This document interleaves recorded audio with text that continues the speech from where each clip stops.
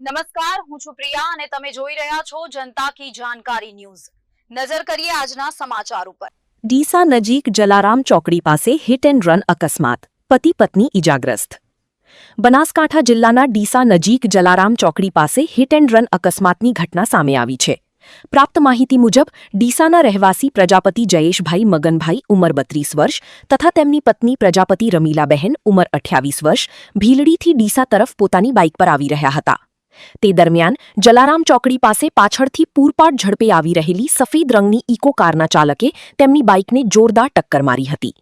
અકસ્માત સર્જાયા બાદ કાર ચાલક કોઈપણ પ્રકારની મદદ કર્યા વગર વાહન સાથી સ્થળ પરથી ફરાર થઈ ગયો હતો। આ અકસ્માતમાં પતિ પત્ની બંનેને શરીરના વિવિધ ભાગોમાં ઈજાઓ પહોંચી હતી। અકસ્માત બાદ આસપાસના લોકો તાત્કાલિક મદદે દોડી આવ્યા હતા અને 108 એમ્બ્યુલન્સ તેમજ ખાનગી વાહન મારફતે બંને ઈજાગ્રસ્તોને સારવાર માટે હોસ્પિટલ ખસેડવામાં આવ્યા હતા। દર્દી તેમજ લાવનાર વ્યક્તિના જણાવ્યા મુજબ બંનેને થયેલી ઈજાઓ માર્ગ અકસ્માતને કારણે પહોંચી હોવાનું જાણવા મળ્યું છે। બનાવ અંગે વધુ તપાસ હાથ ધરવામાં આવી રહી છે।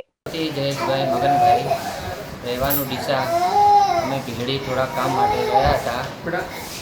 ગાયત્રી મંદિર પાસે ઇકોવાળાએ ફૂલ સ્પીડમાં આવીને અમને ઠોક્યા।